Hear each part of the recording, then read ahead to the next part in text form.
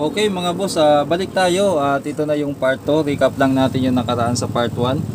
So napansin natin to nung binuksan natin, nakita natin yung fuse na isa na wala ng terminal. So putol na yung paa. Possible na yun ang naglulos. Pero nung nagkabit tayo, hindi pa rin siya gumana. Hindi pa rin nag-switch yung relay. Ngayon, sinubukan nating i-actual pagsaksak. Nag-tap tayo ng speaker at saka test valve sa test point sa sa mga emitter niya. Nakuha natin na may audio at ang conclusion natin ay napatunayan natin na good yung dalawang channel, yung left and right, dalawa lang naman talaga. Pero yung relay, nung dinirekta natin yung speaker sa terminal mismo, is speaker terminal, wala pa ring sounds. At nga pala, napatunayan natin na sira din yung volume pag ginagalaw, nakakakalos ko. So yung titingnan natin dito ay yung relay section. So saan ba yung relay section? So sa mismong relay tayo magsisimula. Yung relay nito mga boss ay ito, 1, 2, 3, 4. Yan. Kailangan ang gagawin natin dyan ay titingnan natin dito sa pinaka terminal nya, pinaka supply nya, kung mayroong tayo masukat na 10 to 12 volts bawat isa. So gagawin natin, iuna natin tong speaker selector. May speaker selector kasi dito. Ayan, madilim no. Ayan mga boss, yung speaker selector. Ilagay na natin sa A plus B para hindi na natin isipin yan. Bago tayo mag voltage checking, baka sakaling kasi maninipis yung hinang eh. Wala pa tong repair mga boss. Tayo maka first time nito. Hinangan muna natin tong mga terminal ng relay. Yan, hinangan natin pati itong mga transistor. Ito po kasi ang piyesa ng ng relay section o yung protection circuit. Yan. I-resolder muna natin yan kasi maninipis yung hinang. Then after nyan, sukatan natin. Kung magawa sa resolder lang, hindi maganda. Yan. Pero obserbahan pa rin natin yan. So try na natin i-resolder muna. Ito muna yung pinaka main transistor. Ito kasi yung pinaka main transistor nya. Yan.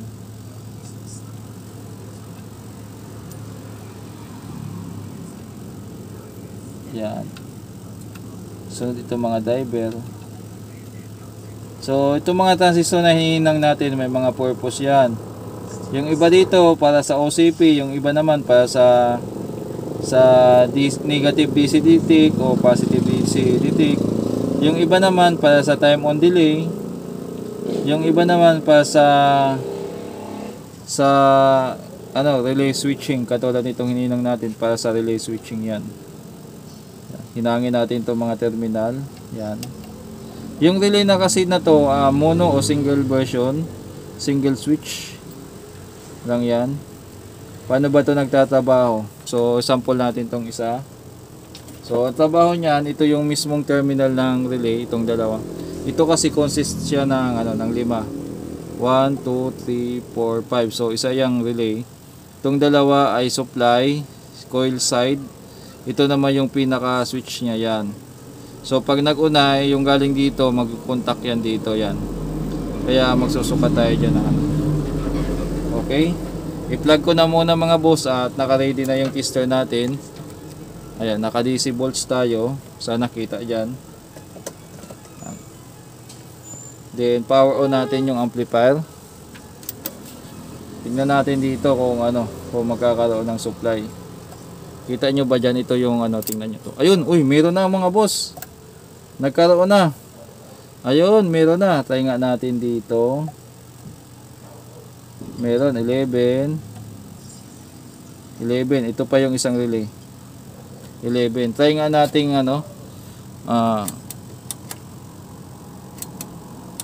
asa na ba? Yung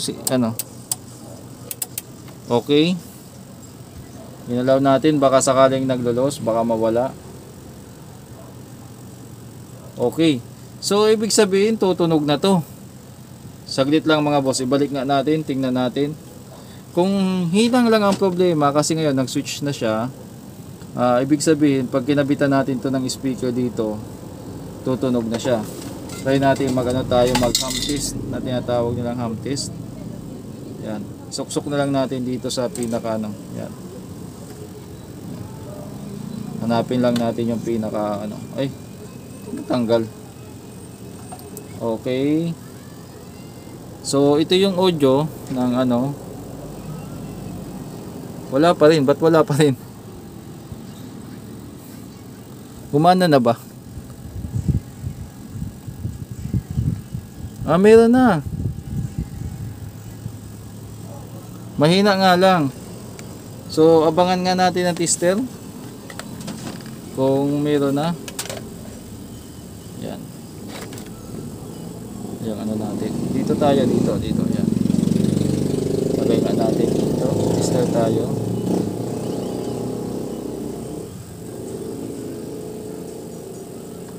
So ay, kita nyo ba? Parang meron na siyang gumagalaw-galaw. So meron na siya, oh. Pag inipo natin, titingnan nyo yung ano, titingnan nyo tong tester. Pag inipo natin to, ayan oh, nagre-react na siya, ayan oh. Ayan oh. Ayan, inipo natin yung board, ayan. Kabila. Oh, meron na. Oh. Kabila.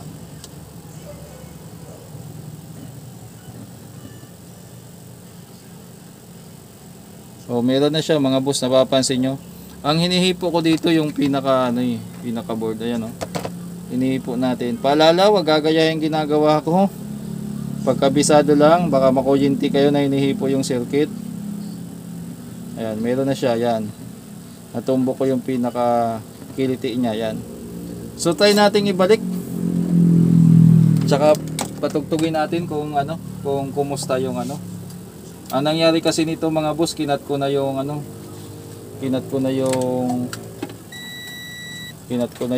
niya. Try nga natin. Pag ganun lang tayo, yan, pag ganun lang. Saan na ba position ito? Super bass, BCD in out. So may effector pa pala to. Kailangan ilagay natin. Tapos ito. Yan. Then tabi tayo ng speaker. Volume. Speaker natin. Tapos yung audio. Ano ba yung audio? Ano ba yung ano na to? 109 na. Okay. Tape BCD. Yan. Dito. Dito tayo. Yan.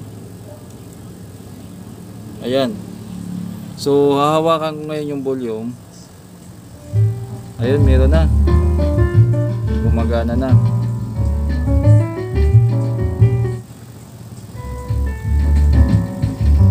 Gumagana na. So lipat natin sa iba. Okay. Okay.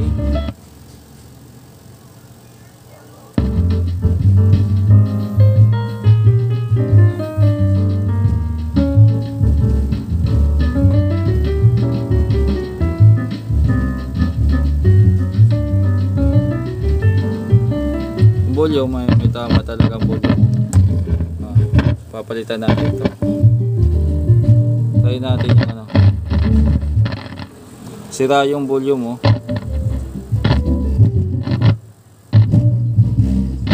Pumapangit yung tunog. So sira yung ano.